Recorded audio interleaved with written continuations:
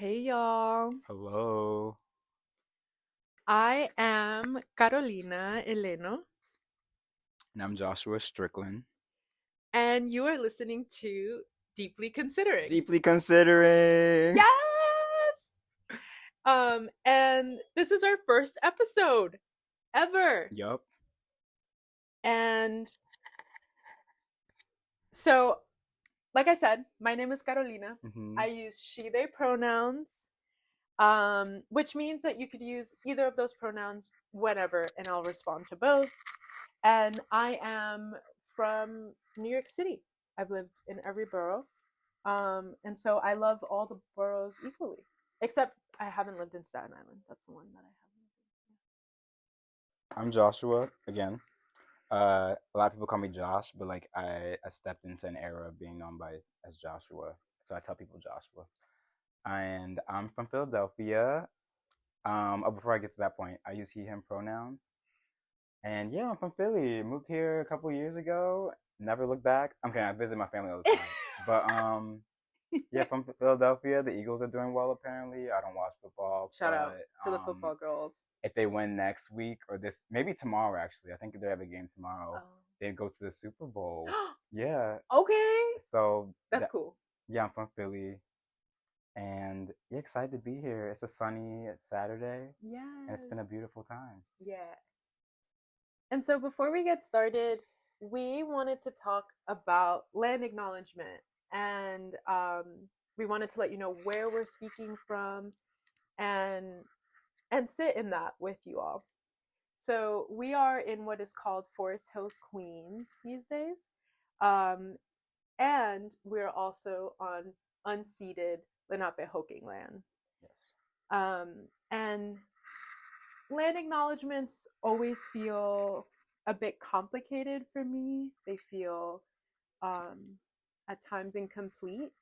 And so we wanted to talk about it as a way of, we wanted to bring it up as a way of being in the trouble of sitting, living on unceded land and what that means for us, and not just gesturing at the fact that that is something that has happened. But I think it's like a good moment for us to think about it and return to how this, yeah, what this country was built on, and to never forget that, and to always have that kind of on our minds. Because I'm hoping that if we all think about it enough, someday we're going to come up with what our solution is going to be, and like what our what our responsibility is to each other, to the land, to indigenous folks. And so I feel like land acknowledgements can really be a way for us to ponder and think about what our responsibilities are. And so we wanted to like do a land acknowledgement and also talk about what that responsibility also means. And so thanks for listening Thanks for listening. to our Yeah. little talk here. And so that's a great segue. To what we're going to talk about today. Yeah. And so first we wanted to tell you a little bit about us, Right. about who we are, and about deeply considering how this all came about. Yeah. And so Joshua and I met in college. Yep. Should we acknowledge the name of that college, or we met in college? Yeah, we met at Franklin Marshall College in Lancaster. Yeah, Lancaster, Pennsylvania, the dirty land. The Amish are there. Yeah, it's a beautiful, beautiful little town, and I graduated year of 2018, and I graduated in 2017, and we met. I met Carolina, in 2014. Carolina's freshman year, my sophomore year. I was 18 and you were 19. Oh my god, we were babies. God! Oh my god, it's been 10 years! It's been 10 years. It's been more than 10 years. No, it's been 10 years because I'm 28. Oh my god. I'm 29. Oh my god, it's literally been 10 years. Wow. 10-year anniversary. I mean, it was like back in September that year, probably. Yes. Wow. So we've known each other for 10 years. We're holding hands right now. Yes, we Wow, time is so Flies. strange. Yeah. And we've just stayed in each other's lives in so many different Yeah. ways. You Hmm. were in Philly for some time. I was in Philly for some time after graduating, and then Yeah. eventually You would come visit, I would visit often and during it the was so summers. fun every time. Yeah, we were always just happy having a time. Yeah. Yeah, exploring and shit. Yeah, and then you moved, Then I moved to New York. I was like, oh, and I we, have friends here, and also yes. I was at a point in my life where I definitely wanted some space from Philly. Yeah. Then I moved to New York. Yeah, and we Yeah, lived together we for lived some together. time, We for three did. We years. did. We loved it. An era. An era. It An really felt, important era. yes, like A life changing era. uh, I we learned so much. learned so much. Yeah. And we literally became like family. Yeah, we are family. Yes. Yeah. We're connected. Yeah. Forever. And yes, forever. Hmm. And then our life paths changed, and we were like, all right, but this is still real and true. Right. And here we are. Yeah. And one of our favorite ways of connecting Yes. is yapping. Yeah, we like to talk. We love to talk. Various topics, you know. We would do this all the time. We would eat breakfast together and just like be like, okay, girl, this is what I'm reading, and go off. And then we'd be like, this makes me think of this and that. Right. And like, or this celebrity just did this, or yes, like this political figure just did that. yes, You know, you were just talking about all the things. all the things. that are We of talk. mind. We talk Yeah. celebrity, political. Yeah. Like, how do I ghost someone? Like, we go through the whole thing. The whole thing, y'all. And so we love doing it together. Yeah. And we want to do it with other people now. We're like, we're the yappers. Let them come to us. Right. We'll come to you. Yeah. And so this is how Deeply Considering began. Yeah. We're just out here thinking deeply about different things. Yeah, and always just pondering and trying to get into it. Yeah. Here we are. Here we are. And so this is so exciting for us. And you get to join us on this ride. You get to be in dialogue with us. Yes. Because there's so much to talk about. There's so much to talk about. Too much. In this world, in 2025, there's something every other day to talk about. But yeah, here we are, engaging with everything. With everything. Touching reality. Period. And so today we have a couple of topics we wanted to discuss that are just like top of mind, recent articles we've read and recent lectures we've been to. But through the series, you can expect us having some of our other friends deeply considering with us. Yes. Or us just talking about celebrity gossip. Yeah. Us talking about our dreams. Like, you will see us in all our seasons. And we hope that you'll come along with us. Yeah. Join in, tune in. Yes. Tune out if you want. Yeah, girl. Yeah, tap in when you want. Yeah. And tap out when you have to. Exactly. So yeah. Here we are. Yay! Should we get into our first topic? Yes. Okay. So, I feel like I've been putting off learning about this because it just seemed it's important, obviously, but I just haven't really done a deep dive on this topic. But I have this week, thanks to Carolina, who shared 3 different articles on it. And I feel like I've been hearing just different things and just taking shit in without deeply doing it. But now here we are. We read these 3 articles on AI. Artificial intelligence is drinking our water. She's in the room. She's in the room. Yeah, they're everywhere. They're in this mic. Yeah. And yeah, I feel the same way. I feel like everyone's talking about her, and I'm like, no, get her out of my face. Like, I'm very, I don't want to deal with this problem. And I think it comes from a lot of things for me, but one of the biggest things is like, I've read so many books, I've learned all these things, like blah blah blah, and so I really want to put that in the context of everything is connected. And I think that the way that I think of progress, sometimes it makes me feel like it's often in connection to the domination of nature or the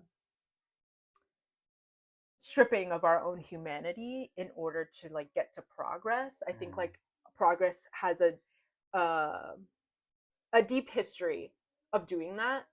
And so I think like when I first heard of AI, I just was like, fudge. I was like, it's here. It's knocking on the door. Like, I don't know if you guys ever saw the movie The Fifth Element. I have not seen or you know, like all those like I saw the Will Smith movie. Yes, that's what like iRobot. iRobot. Yes. Yeah. Like it makes me think of all those movies. Warnings. Yes, and something that I think is so interesting in so many of those movies, there was so much pollution. Like these people couldn't live on the ground in the Fifth Element. Everything was above ground because actually all of the soil and the ground was waste. Like it was garbage. And so they made buildings high enough and cars could fly and everything looked rosy up top. And the sky was blue up here, but you couldn't go past a certain level below because it was so foggy and like polluted and just fucked up, fudged up. We're allowed to curse. And I don't know, like it just makes me think of that. It makes me think. And so when I was hearing this AI conversation, I also didn't want to get into it for a really long time. But shout out to Lauren Matt, one of my besties. Hope you're listening. Another human we hope to have on this show someday. Yes. But another person that's always willing to talk about it with us. And one day they brought it up and they were just like, so AI. And I was like, fuck, I'm gonna have to confront this thing. And I love confronting things with my friends because I know like it's a safe space. And we talked about it and it's been an ongoing conversation with us. And I was recently visiting her in the Bay and she was like, okay, like any new thoughts on AI? And I was like, no, like still afraid to kind of dig into that. And she was the one that kind of brought me this information. She was recently listening to a podcast where they basically were like, every ChatGPT search has the environmental impact of 20 flights, like 20 airplane flights, like the same emissions. And I was like, there it is. There's the, like, you know, like I was just like, there's the confirmation. I knew something was wrong. It's me looking back after you told me that on my like silly like Snapchat talks to the AI that's on that thing. There's AI in there? There's AI on Snapchat. Yes, I do go on the app sometimes just to like see. And like they have an AI feature and I would just ask it the dumbest shit. I would be like the most inappropriate shit. Like it was always like it was always something inappropriate shit that I'm not going to say right now. But yeah, I asked a lot of questions and me looking back, I was like, dang, like the carbon, the water, the electricity, the energy it takes to consume each one to answer those questions is wild. Yes. Yeah. And then another fact she hit me with was that these machines, right? All of our laptops, computers, everything is connected to some sort of hard drive. And that's where like computers and stuff get their signal to like work and have satellite and internet and things like that. And the AI machines are doing so much work to answer those questions, to like learn all this information and then be able to like communicate it, that they get so hot that it takes a lot of water to cool them down. And so thinking about a lot of these places are over in the West, like on the West Coast, like in LA, where there were recent fires, thinking about like people's house burning down. And yet whatever company is actually using drinking water to like cool down the AI that's also in LA. And it's like, ooh, complicated when like the firefighters are like running out of water. To like stop the fires. And so that was wild to me. And so then at work, I recently had a work friend who also was like, I'm going to get on ChatGPT to figure this thing out. And I was like, And she was like, are you gonna hate me if I do that, like blah blah blah? And I was just like, all I'm gonna say is that one question is gonna cost you 20 flights like of impact. And she was like, no, that cannot be true. And I was like, yeah honey, it's true. And then I told her the water thing too, and she was like, what? Yeah. And I just think like everything comes at a cost. Yeah. My favorite quote, everything. And we need to come to terms with the fact that for things to become easier for us, for progress to be made, there might be some exploitation going on. And as people in the United States, we need to really confront that.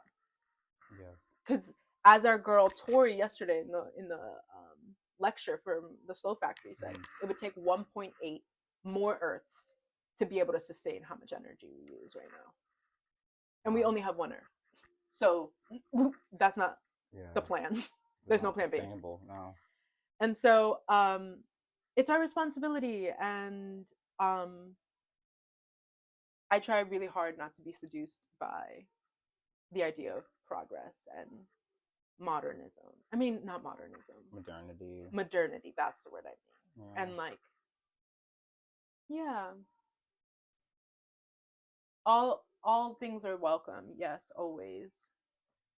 But I think it's also good to like be critical of the things that we're doing and to like always deeply consider the things, our actions. Yeah, I think a lot of people, at least like in a work environment, like because I know a lot of companies, including a company that's close to me that I interact with often, they're trying to like utilize AI in terms of like research and analysis, and it's given like the girls don't want to work anymore.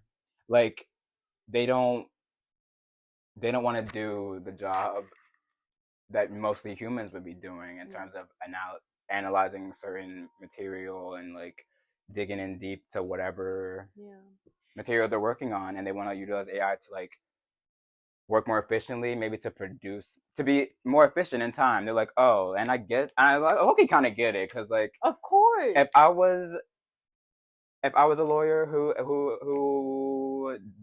spends X amount of time. Actually, I don't know, because maybe if I'm a lawyer, I know that, you know what, I signed up for this job. I signed up to do the work of researching and analyzing cases. And so a part of it is given no one wants to work anymore. And I know that there are people who are also like hesitant to like incorporate AI because they also see it as like, oh, like I could lose my job, you know? So it's interesting how people are like very much jumping on like that AI bandwagon in a way. It's like very like, it feels in certain crowds. Yes, it is in. It's like very enticing, I guess. It's like, oh, this is gonna help me work easier. Like I don't have to do this. Exactly. And I would go so far as to say we are expected to do so much at work. Yeah. That we need tools to be able to sustain how much is being asked of us. Right. And so to keep up. Yes, and it makes me think of my job, of like, I was recently at a meeting and I was listening and also asking questions and taking notes, and it was also in another language. And there was just so many things going on that I was sharing this with one of my colleagues, and she was like, oh, you should use this such and such app because it'll take notes for you. And it's really helpful for me because there's so many things going on. And I think about, what would the world look like if we weren't asked to do so much? Like if we didn't have to depend on AI because we actually weren't overworked. We're not moving at the speed of like light at our jobs because we have to, because everything is emergent right now. Everything feels like you got to go faster. You have to do the like most recent trend. You have like in all fields, everyone's like go go go go go. That I think like as usual, capitalism, patriarchy, ableism, racism, they are all creating the conditions that are making us have to produce more. Mm-hmm. So we have our jobs, and we all still want the same things. We want time with our families, time with our friends, uh days off, Time to ourselves. like time to go home and cook. Yeah. And so if I want to get home and like have a decent evening with my partner, I have to like conserve some of that energy. So yeah, I'm gonna go use the Minutes app to transcribe these meetings because I still want my human connection and like all the things that fulfill me. So it's like a lot of it is also the conditions in which we are in force us to have to do that. Not being economically coerced into using AI. Coercion always here. Wow. So let's first talk about AI. Let's first talk about like let's define it. Yeah. So we're gonna link these articles so you can look along with us. Yeah. And I will say one of them is on the Washington Post, and I got a paywall. So like maybe we'll like PDF it or something. So that it can be accessible to people. I don't know if that's we can do that legal. Right. We'll figure it out. We'll figure that out. But according to our Goop article, shout out to Gwen. Look at her looking at us. She seems so happy. Of course she is. Okay, sorry.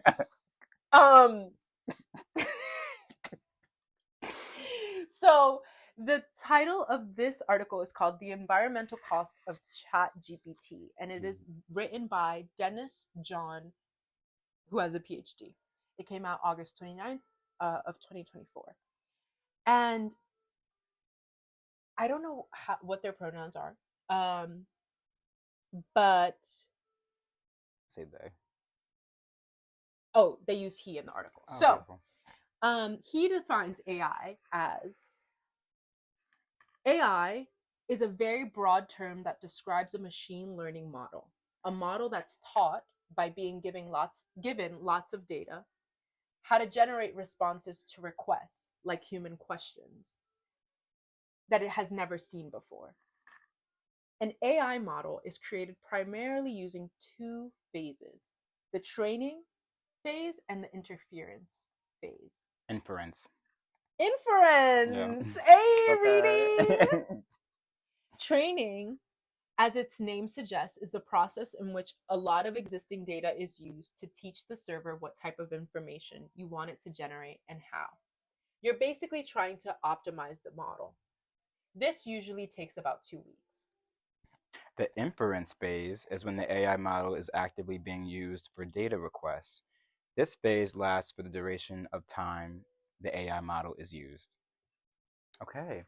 And from there, it's just like it really gets into the energy cost with each phase, and apparently the training phase, it consumes a lot. Like that's the bulk of the energy being like used, and they get into like quantifiable figures surrounding that energy usage, and it's just the figures are wild. Yeah, like I was just astonished. Yes, and I really appreciated that definition because I think it's important to understand what artificial intelligence means, because I really didn't get it.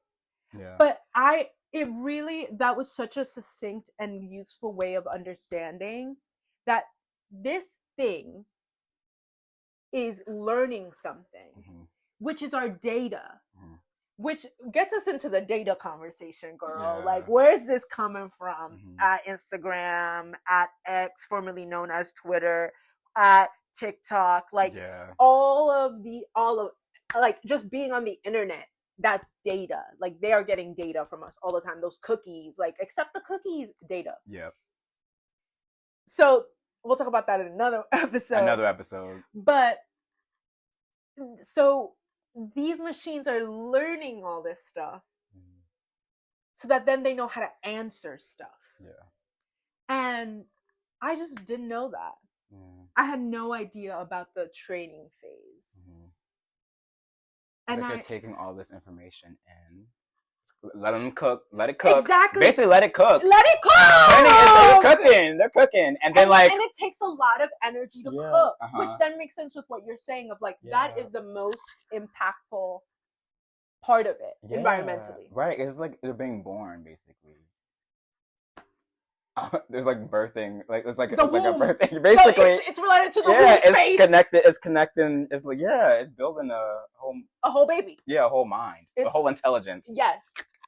So tell us a little bit about what you were saying of like how are there any of the examples from the article that you like want to point to about like the training part and how much? Yeah, I'll tell you like a quick little fun fact. Training a large AI model, GPT, which fun fact I thought was GBT for the longest time. GPT-3 or GPT-4 used in ChatGPT, for example, requires more than 1,000 megawatt hours of energy. For context, each U.S. household uses about 1 megawatt hour of energy per month. That means that training a large AI model with ChatGPT, which takes around 2 weeks, uses the same amount of energy that 100 households in the US use in a year. Like what? Yeah. Let that sink in. Let's sit with that. Sometimes I can't even like wrap my mind around shit like that. Yeah. Yeah. So yeah, that energy is being used. Yeah. And there's similar figures, like comparable figures in terms of the carbon and water. Mm-hmm. You'll see. Read that article. What was also interesting, I thought the land part was interesting. Ooh, and like us more. because in order to house these data, are they called data centers or something like that? They need a building, and I don't know if it was this article talked about it, but a lot of people. A lot of people in the other article that we'll touch on, I think it was the Washington Post one, maybe. But people were saying these buildings are ugly, and also they're apparently because there's energy being used here. It like fucks up their own the people who live there's energy usage at their house because like not all of these facilities are like being cooled with like water. Some are using like what are they using? Air conditioners and like other forms of electricity. And apparently once those like data centers are there, it drives up the prices of the inhabitants like electric bills and stuff like that. So it's like we're also feeling that cost that we don't even know about. And I hate that they're ugly and they're making my bill higher. Like no. It's in this same Goop article. It says one large data center takes up as much land as half a football stadium. We need to burn them down. Oh. I mean, maybe not burn them because we don't need more fires. We don't need more fires, but I don't know. We need to do something about them. So, we also have the hidden environmental costs of ChatGPTs, a conversation with Bing Copilot, which is such an interesting article because they're literally interviewing the AI in this article. Like the speaker interviewed in this is Bing Copilot, which is AI, which I think is just so wild. Yeah. Like you imagine being a reporter and going into work and being like, today, my job, I'm chatting up with this AI. Like, and the AI is answering back. Yeah, okay. And it's giving us vague answers. Yeah. It's covering its ass. Yeah, truly. Like you have to really read the subtext. Yes. And like read carefully because it's like you know, it's basically saying allegedly. Yes. I don't know. It feels like it feels like allegedly. It just feels like that. Yeah. Just written in a better way. At the end of the article, the writer says it is perhaps telling that whilst Bing Copilot does state or reference certain figures, these figures are preceded by language that indicates a lack of definitive data. Boom. And so it goes on to say, indeed, existing and emerging research on the environmental impacts of AI chat models are all based on estimated data sets and projections. And and I think it's I think that's a very easy out, Mm-hmm.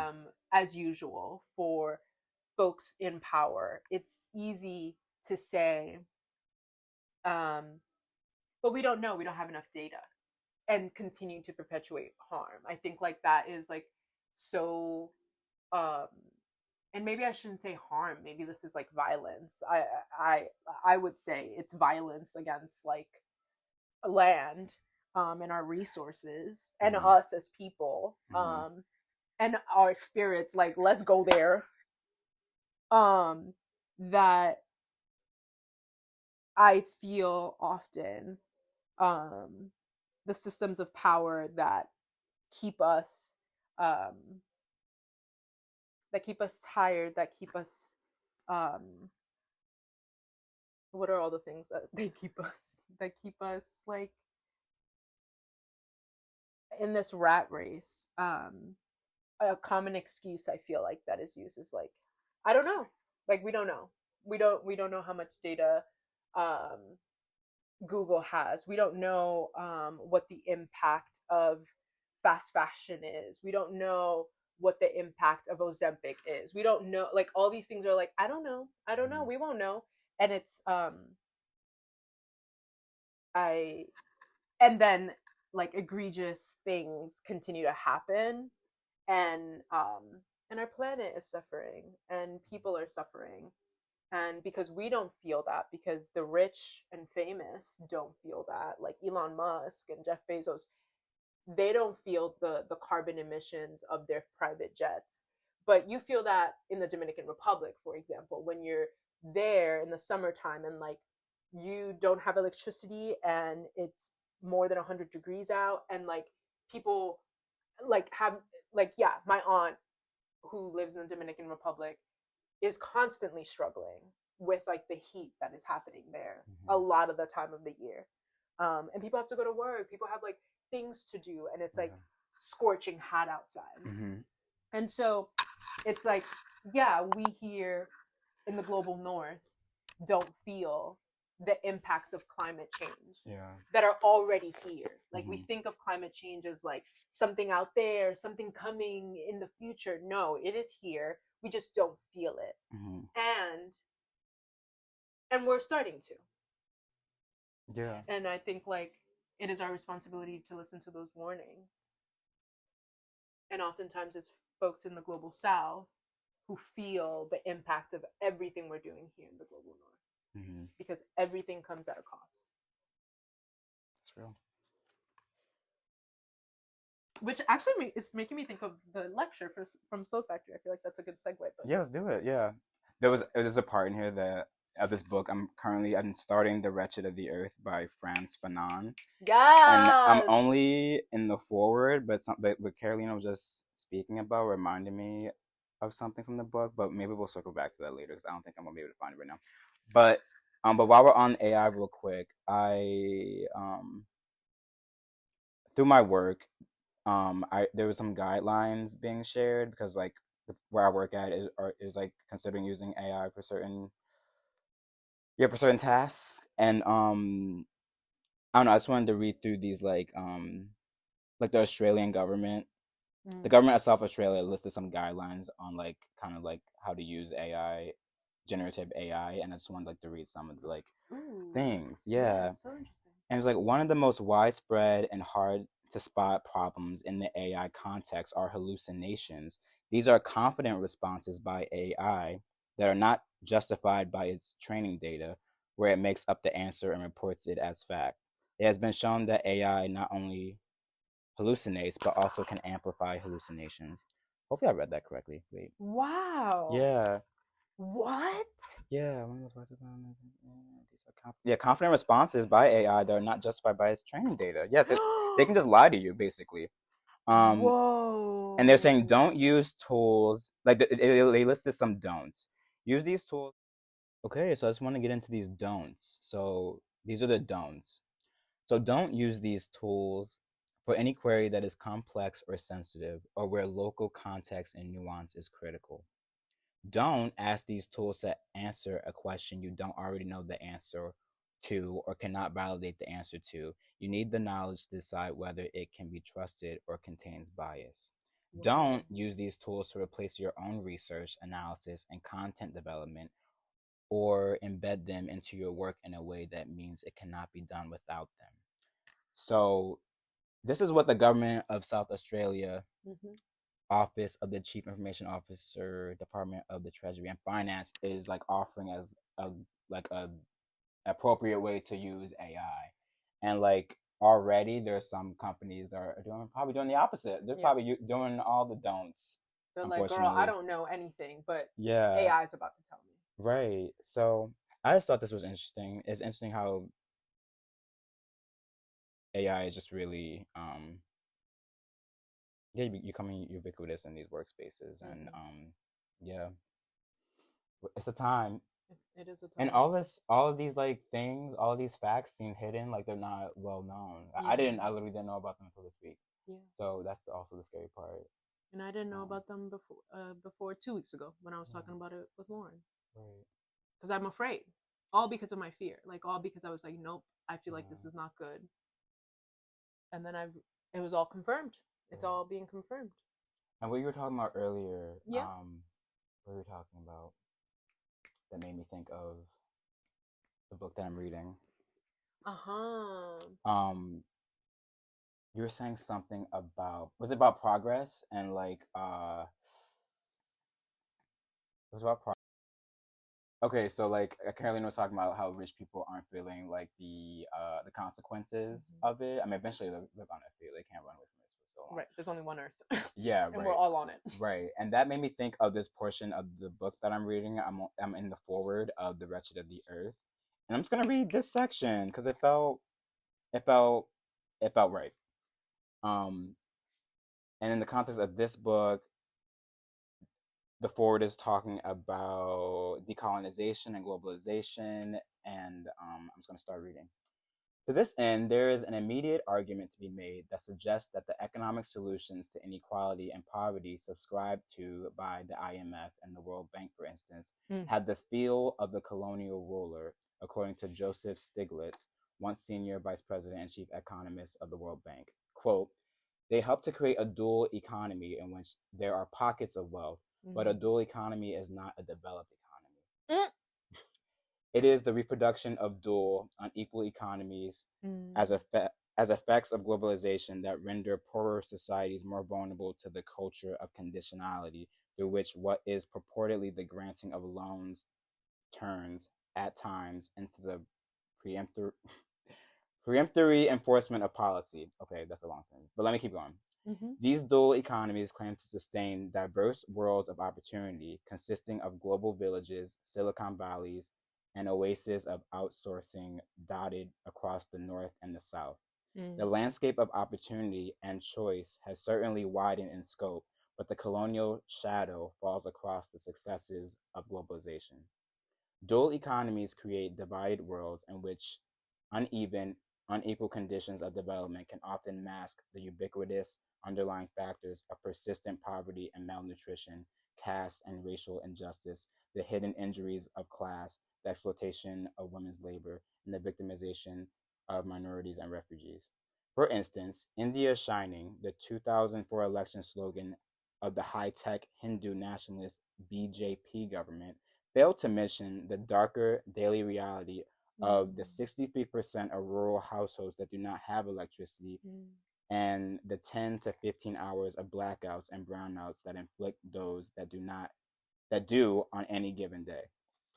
And Mm. that just felt Mm-hmm. like it felt connected to what you were saying about the rich people Mm-hmm. not feeling it, Mm-hmm. and like it's like to show progress, like look how much we progressed, but like Mm-hmm. there's like the obscurity of like yeah, Mm-hmm. about how we're not all reaping the The the same benefits of benefits. this Yeah. so-called progress. Mm-hmm.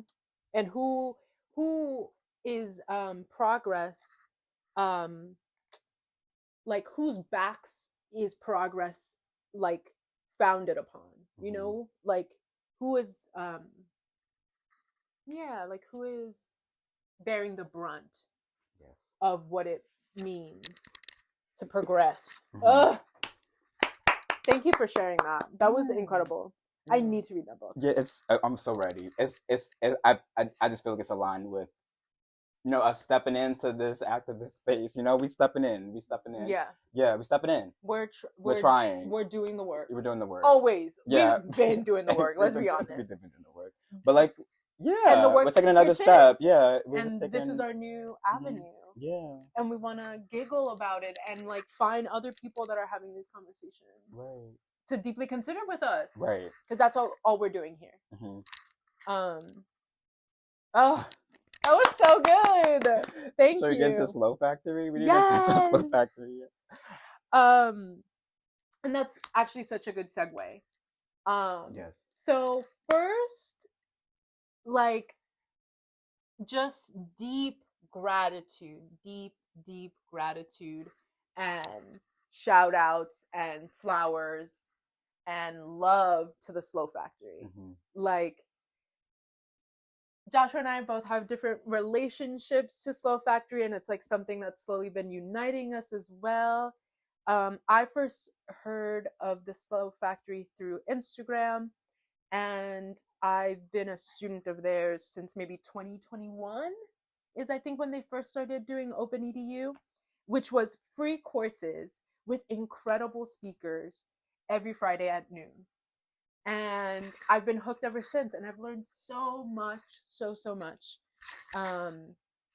And Joshua and I have actually had the pleasure of going to some of their like in-person events. Yes, we went to what was it? A climate disaster what's it called? Like lecture or activity? A simulation located. Yes, simulation. Like, yeah. And it was at MoMA PS1. Yes, it was a beautiful time.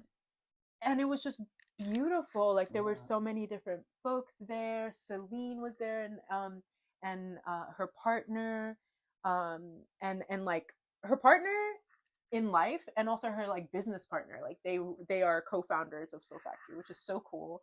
And we got to put into practice all these things that we're constantly talking about. And funny story about that event is that in that time, Joshua and I were actually deep in conflict. We were deep in conflict. We were having and all because of the lectures we were going to. Like we were both reading and listening and trying to like sit with all that was going on, and we were in conflict about something. And we were both like, oh my God, is this the end of our friendship? Because we were both so passionate. It was tense. Yeah, it was tense. And it's very sensitive stuff. This is like our own lived experiences. Like this is a part of deeply considering. Is that sometimes there's going to be conflict, and we learned so much. I feel on like repair and just how to like sit with that. To and eventually like, come together.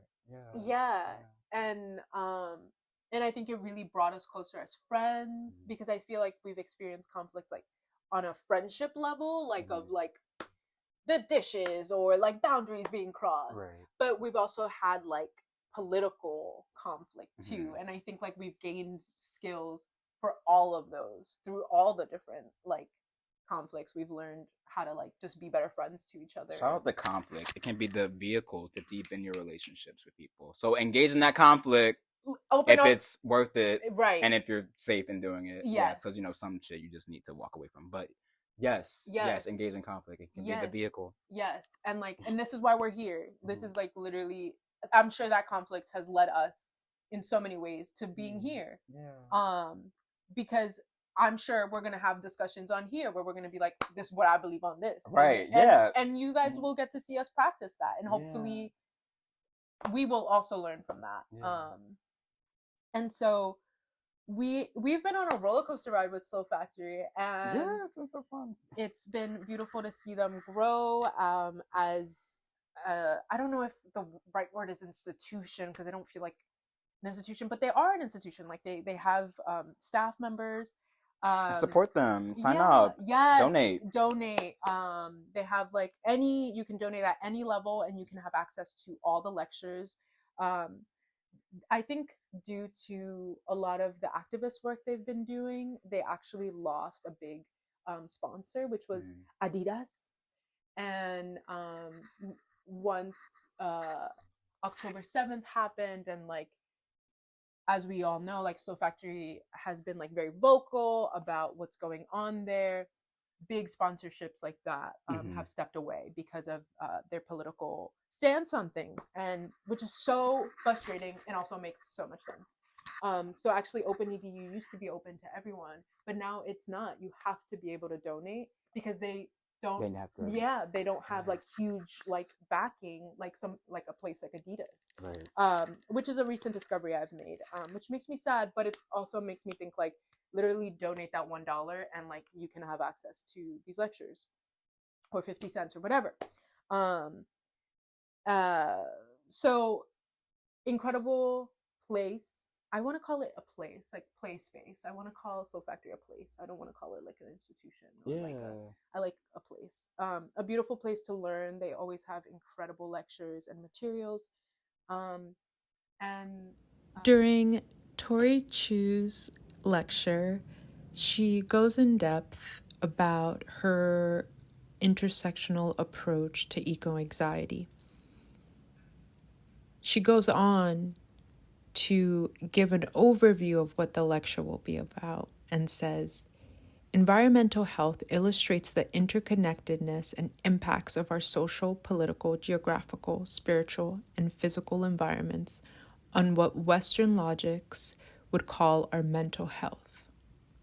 It is an invitation to view our well-being from a more holistic perspective, which directly challenges the Western colonial and capitalistic paradigm of psychiatry and mental health care.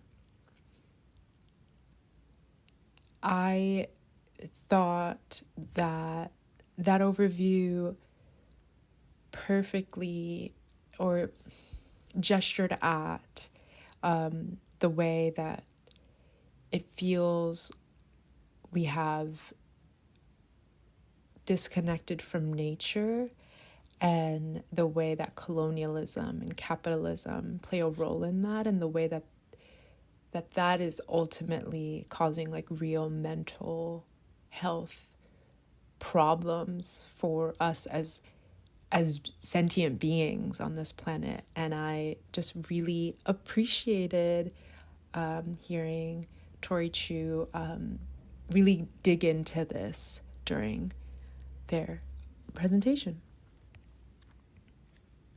What about you, Joshua? There's a part in this talk where she talks about eco anxiety, and she talks about how different people have a different connection with that term and that meaning. Because for some folks, it's like, oh my god, like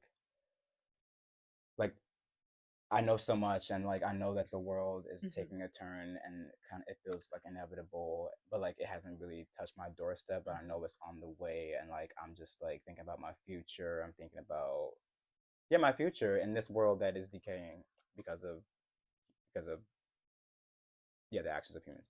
Um, while in other places, people are dealing like straight up with the fact that they don't have water, that they don't have electricity, that that like the consequences are literally at their doorsteps. They're like in that, and they're like hearing eco anxiety. It's like, oh, I actually have to find like water this afternoon, like, and I don't know what. Like, sure, I'm anxious about that, but is that the same way that Other folks, yeah, are yeah, experiencing that. Yeah. right? So yeah, so that also is connected with what we were talking about earlier in terms of progress, and how like while some people are benefiting from benefiting more so just like being like guarded or safeguarded around the consequences of these environmental changes, they get to like reap the benefits of this so-called progress, while others are dealing with the like taking the brunt of it, like you said earlier. And yeah, Yeah. And it's just yeah. like classic fucking Yo, say that. classic extraction and exploitation, and just being like, well, I don't have to deal with this, so I'm gonna keep doing it, which is just Right. like such a, yeah, ugh, such a seductive reaction. It's very individualistic. Yeah, it's Yes, like I'm it's just like thinking about myself. right, and it's so what is like around us everywhere, which is Yeah. another part that I loved about the talk, where she talks about like the idea of like individual care and like go to therapy, like even me going to like my little like I have a membership to the Mm-hmm. gym, I also do somatic work, and that's literally me trying to keep this train going so I don't combust, and Yeah. like so I can show up to work and also show up for my friends and also show up for my family. And it's like I've been thinking about like, and we've been talking about like, it doesn't feel like enough. Mm. Like, I'm at a place now where I'm like, I want community. Like, I want to be living these values. I want to be moving towards creating this world. And I I feel like that's where I'm finding myself right now. Like I just like I've been going to these lectures. I'm always reading like, and I think it's like why we also started this podcast. It's like we're always talking about it, Yeah. and it's not that it's not enough. I just want to open myself to more, I think. Yeah.